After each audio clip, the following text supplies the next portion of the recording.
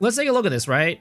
First of all, let's take a look at the announcement, and then we'll take a look at the patch notes themselves. So probably a little bit of overlap there, but probably not like there's probably gonna be some differences. So some big ticket items are doing, right? So item rarity, unique boss drop protection, change the wisps, rare and magic tests, strong boxes, trial of Sekimas, trial of chaos, expedition, delirium. They changed a lot of things, actually. Let's look at this, right? So in order to control the items that the monsters drop, they primarily have two stats added to them: monster item quantity, which is a stat that increases the number of items that drop, and rarity. The other hand determines how good the item drops are. In order to prevent too much item spam, last epoch, in Path of Exile 2, we want to rely on item rarity more and quantity less. This means that the effect that monster item rarity has on your items need to be powerful and noticeable. Currently, we believe that the stat is not affecting drops enough. But for example, when a wisp possesses a monster, it gives the monster +2 drops and 3% more monster item rarity. The rarity is further increased by each monster that the wisp affected while you were chasing. I actually did not know this fact, that you get more rarity as like the more monsters the wisp goes through. I had no clue. Which kind of sucks actually, because like most builds of these days kind of like kill, like, well, at least my build kills shit so quickly that like it's not like it gives the wisp time to run through it. So in this world, in this crazy world that they're kind of thinking about, they're like, yeah, you know, the players aren't going to be able to kill the monsters fast enough, so the wisps are going to get more rarity as it goes through more monsters. This should, in theory, result in noticeably better item drops, but in practice, it doesn't feel meaningful enough. Yeah, because we can't, like, actually have we can't chase the wisp through monsters. Just kill the monsters too quickly. This is one example. The problem affects game drops game wide from all monsters in chests. We're making some very significant changes to the way that item rarity affects the items that you get, and here are some of the highlights. We modified rarity value at normal items. The rarity item value at which normal items no longer drops. This means that unique bosses will never drop normal items except for a few early in the game. I mean, on one hand, that's great, but on the other hand, that actually is not like as good as you would think, in the sense that we now don't get white bases as often for like stellar amulets, for heavy belts, for sapphire rings, for ornate belts and things like that, right? I mean, not that I was ever really getting them from unique bosses, but it's like, I think overall A+, but there are some negative side effects to it, right? Yeah, rip base farm, exactly. You also Ferrex. So this definitely affects that quite a bit. So it means that, I mean, if you're still negative rarity farming, I think it just means that you need higher negative rarity now to like be able to farm those items as like as efficiently as before. Most players, again, it doesn't really affect them, because I don't think most players really buy that many normal items to begin with, for one, but also right now normal items aren't that expensive.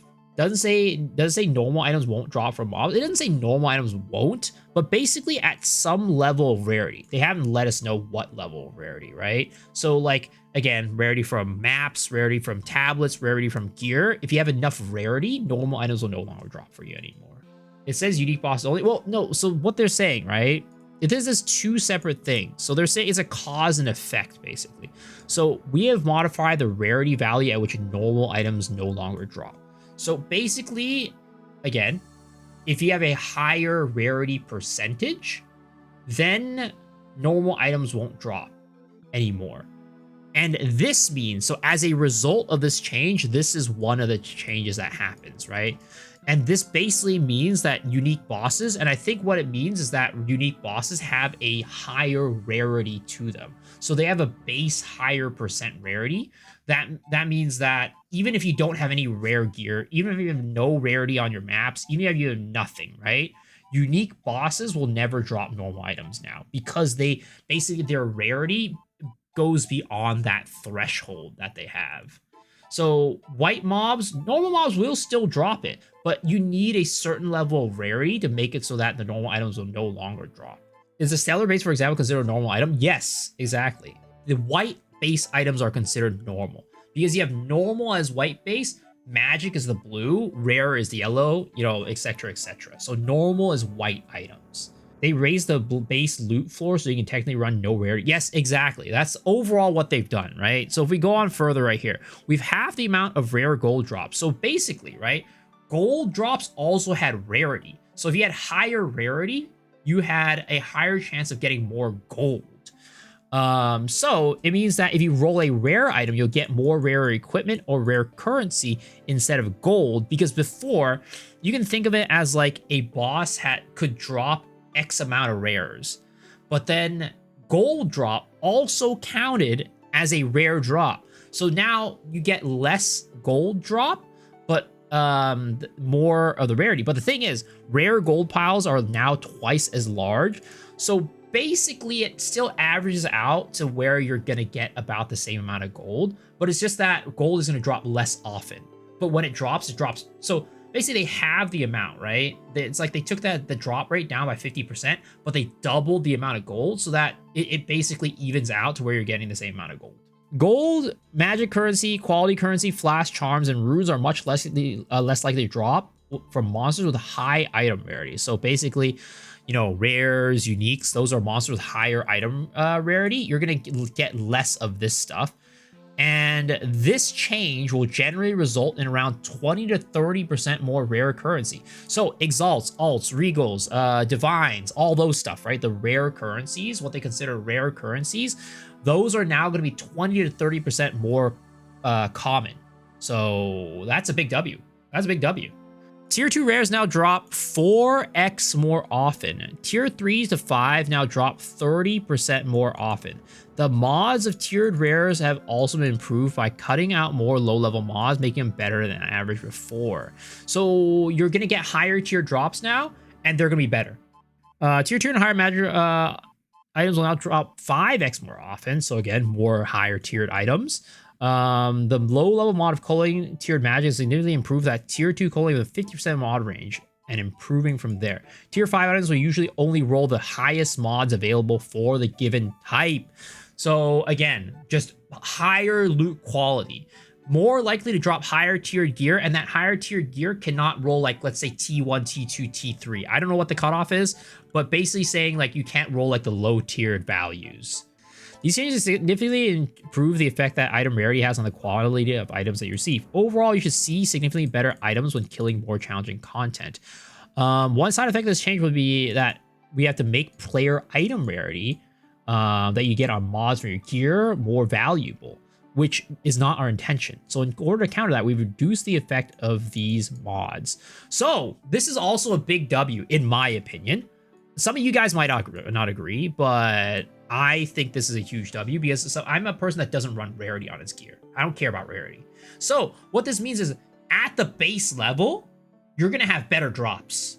It's going to be better drops for everybody, whether you have rarity or not. But the effect of rarity is going to be a little bit worse because of this, because they can't have like, you know, the rarity be way too overpowered as a result of this. So they have to make rarity a little bit worse. We also load item rarity mods on maps, so it's basically the same thing, right? So, I mean, for me, as a non-rarity juicer, this is a huge change for me. Because that means that I get more drops without having to do anything. And I think for most part, right, most players are going to benefit from this. I mean, all players are going to benefit from this. It's just that the people who have rarity gear, it's like, you know, it's just not as effective as it was before. All right, unique boss drop protection. Even if a monster has a high monster item rarity, sometimes you can still get a bad drop because you happen to get unlucky. Drop protection involves adding an additional item in the case where you didn't get lucky with the items that naturally dropped. We already have some drop protection rules in place to prevent some of the worst cases, but we didn't think that they went far enough. We made the following changes. Except for a few unique bosses at the start of Act 1, all unique bosses will always drop a rare item. I think this is mostly for campaign, honestly, because endgame mapping, rare items is not a problem. In the campaign, you only get guaranteed rare items on the first time you kill a boss. In maps, you always get it. They made this change to maps, but honestly, again, I don't think anybody has a problem with rare items in the end game. Maybe I'm I don't know. Maybe I'm speaking out of place, but yeah, that's how I feel. All right, Asmir and Wisp. They're a great example of content that wasn't feeling rewarded enough because item rarity was not having enough of an effect. Wisps now feel better from those changes alone, but we've made the following changes. So basically they're saying like, okay, the Wisp should at a baseline feel better because of the rarity changes, but also rare monsters possessed by a Wisp now also always drop a rare item, which again, I don't know how impactful that is. We'll see. I personally, again, have no problems with rare items, but you know, now that they're making it, for example, right, these tier 4, tier 5 items, these higher tiered items, which do drop fairly often from Wisps, now that they're better, this could actually make it so that you're more easily farming good gear from the Wisps. So Wisp value has gone up because of that. Fix the bug where the first Wisp in Grellwood didn't have item rarity or quantity stats. Okay. All right, rare, magic, and chests. We didn't feel that rare and magic chests were exciting to find. Ideally, each time you see one, you should feel excited to open. In order to fix this, we made the following changes. Magic chests have a drastically increased item rarity and quantity. And it's also to guarantee at least a magic item.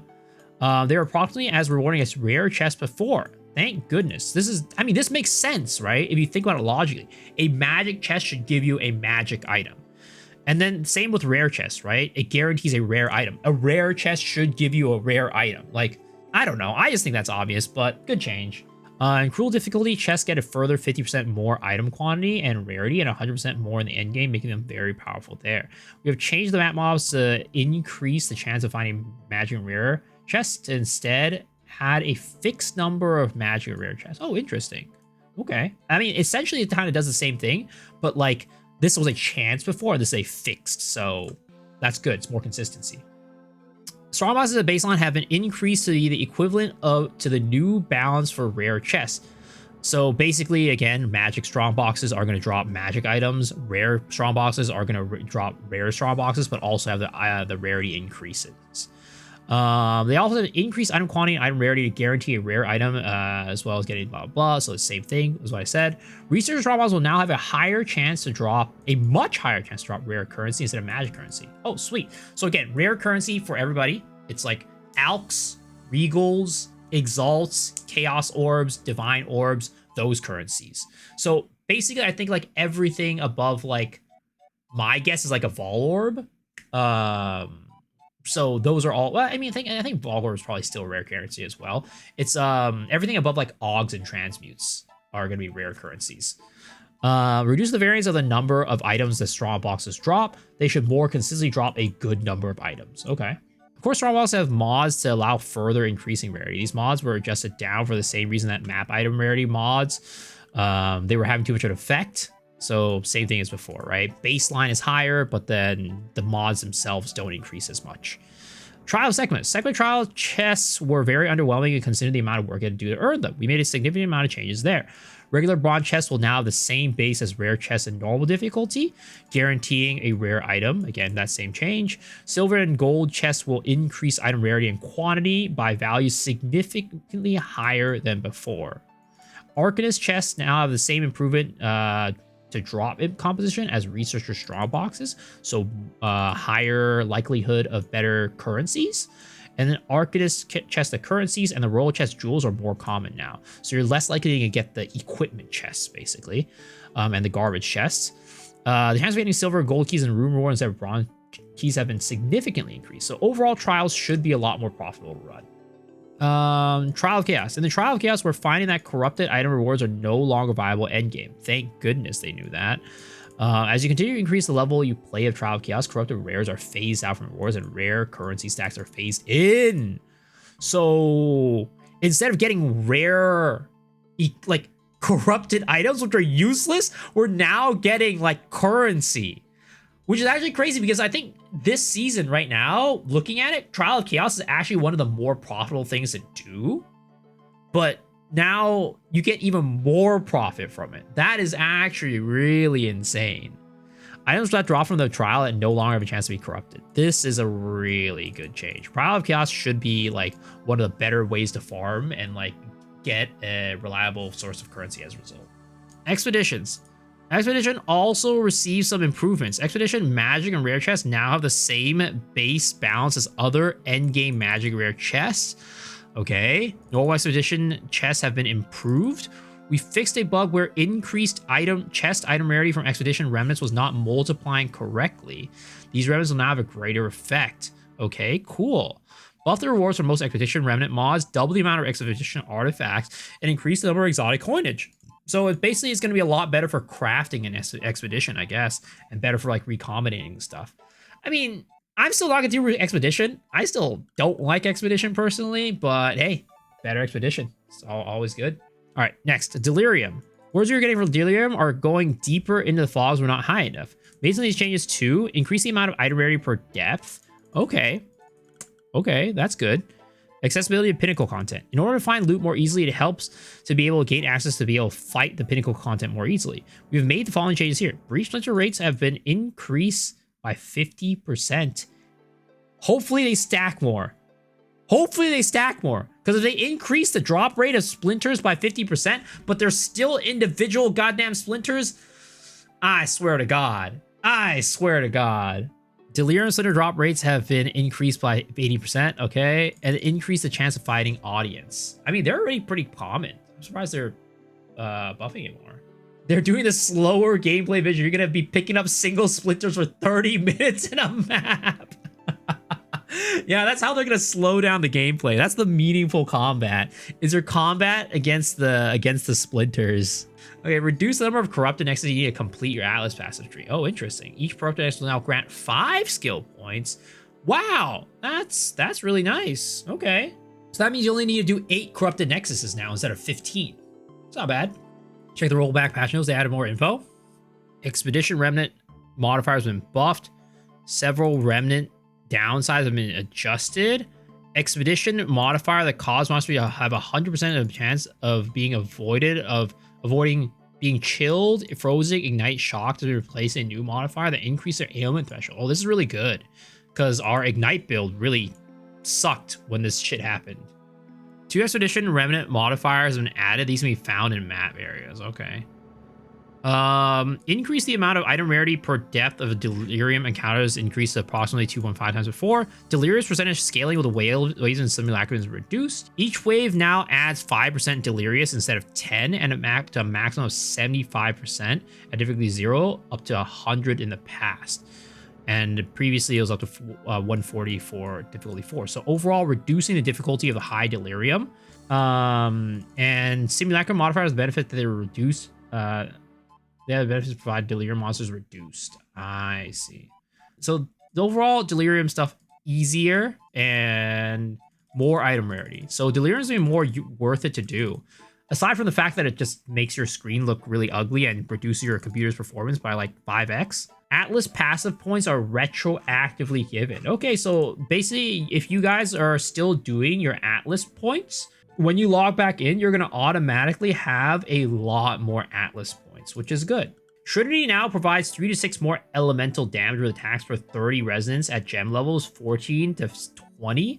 Previously, 7 to 10% per 50 resonance. I mean, it just looks like a rescaling. This is not a buff on this one. On dealing elemental damage with an attack, it now gains 10 to 13 resonance of the highest elemental damage and loses 3 resonance of other types at 14 to 20. Previously, 7 to 10 gained, but lost 2. Okay, another rebalancing basically, so it's easier to stack up 1 resonance. If you lose 10 resonance per second of specific types, so you haven't gained resonance in the past 8 seconds, really 5 resonance. Okay, so it's easier to keep the resonance now.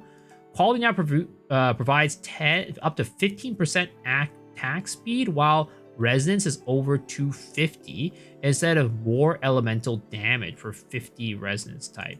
Depends on your build if it really affects you or not. Certain builds will like this more than others.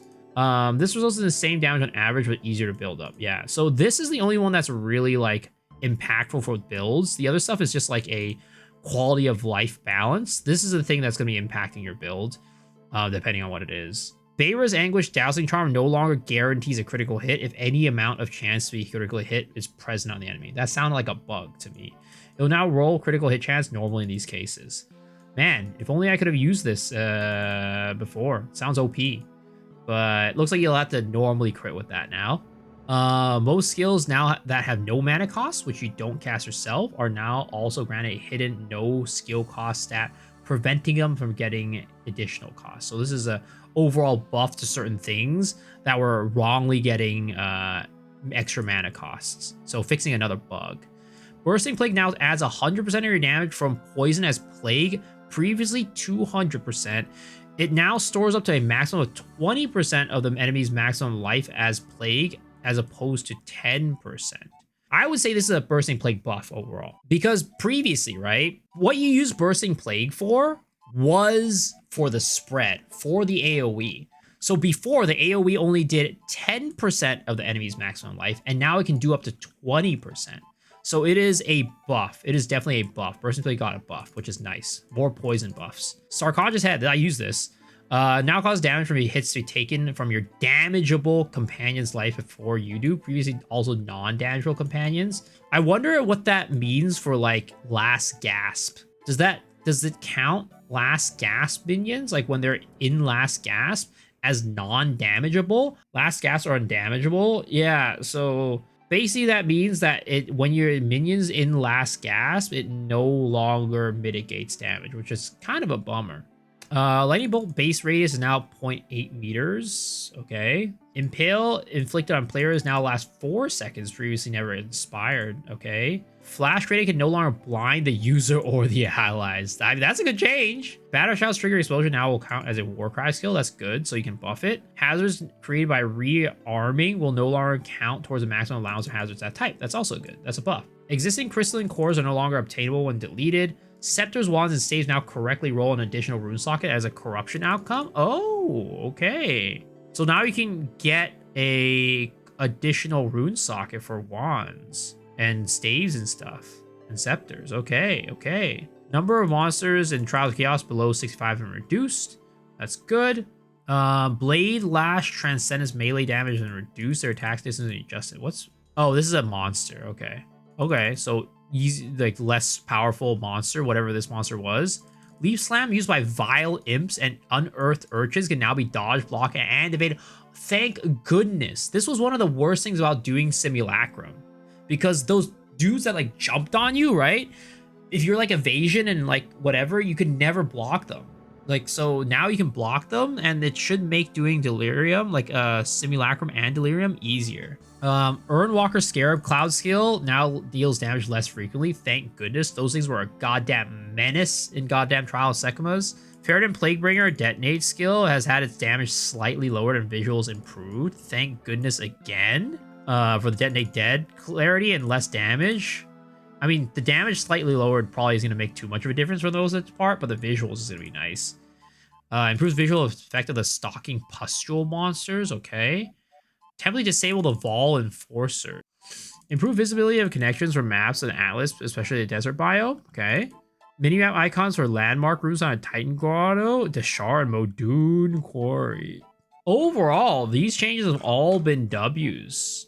So, great changes, GG. Great changes. And here's a bunch of bug fixes.